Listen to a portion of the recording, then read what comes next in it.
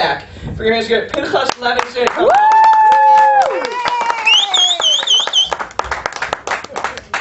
Big hands to David. Put it together. Yes, good evening, ladies and gentlemen. It's a real treat and honor to be here. And I'm going to do something that I've never heard here before, and that is topical humor. I'm not going to talk about myself.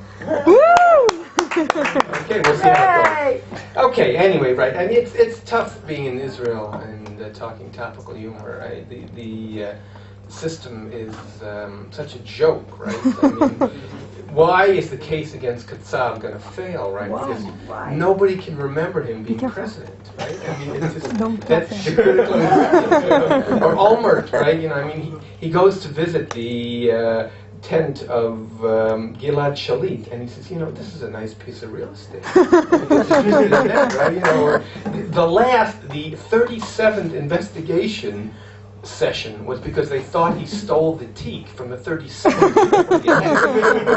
This is funny. This is the government. No, I'm here to talk to you. It looks like most of you are Americans, pardon the Canadian, Canadian or other, but no, I'm here to talk to you tonight about the government of Obama Barack. You've all heard of him, right? He's the president. He is just full of initiatives, right? 37 different proposals, something at one time, something you'd never see under George Bush. He has instituted, as an example, a White House policy on women and girls, okay? No. So, of course, immediately Bill Clinton says, you know, why didn't I think of that? That's America for you. And he, you know, and there's Michelle out there on the food line, you know, talking to the middle classes. And his Surgeon General nominee says, you know, I can't take a job with you. It'd be such a big pay cut. And so Obama said, you know, don't worry.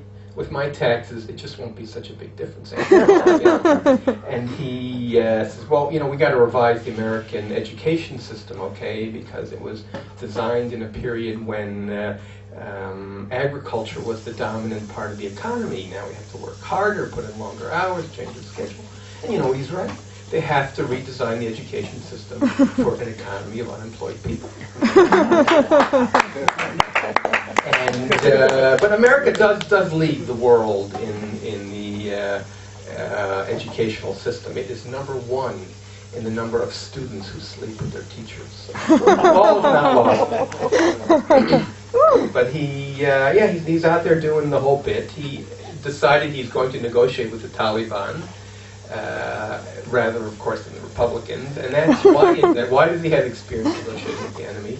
Because his mother-in-law lives with him. Okay, now, I don't know. Most of you don't look like you have mother-in-law problems, but it is really a different. It's a world unto itself, right? You know, I mean, what's the definition of a love cruise? You know, taking your mother-in-law to the airport, or what do you do if you miss your mother-in-law? Reload and shoot again. But well, the other day I come home, you know, and I start cleaning up the guest room, and so my wife comes in and she says, "Well, you know, what are you doing?"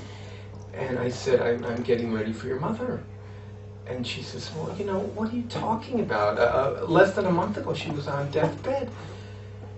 And I said, "Yeah, I know, you're right. The doctor called and told me to prepare for the worst." Yeah, okay, anyway, back to Obama and the bigger story.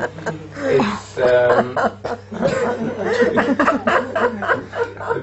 the bigger story, right, being that today is Monday the 16th, but by the end of the day, with the market as it is, I expect it to be less. But CNN surprisingly reported last month of an $8 billion profit, right? Okay, now, you know, what's the big deal here? The very impressive thing is here is a company that got $45 billion in bailout money, $8 billion from AIG, and sure enough, they can show an $8 billion profit. That's great American capitalism. You know, this is the anniversary of Elliot Spitzer. I don't know any of you from New York. And, yes.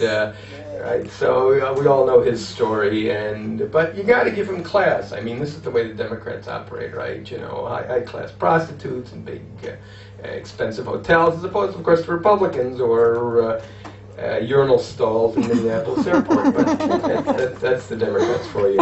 And as they're pulling him out, the shark bit his leg off, and then he gets into a fight with this other pirate, and he chops his arm off. And then I said, well, what's that? Where'd you get the patch? He said, well, some bird crapped in my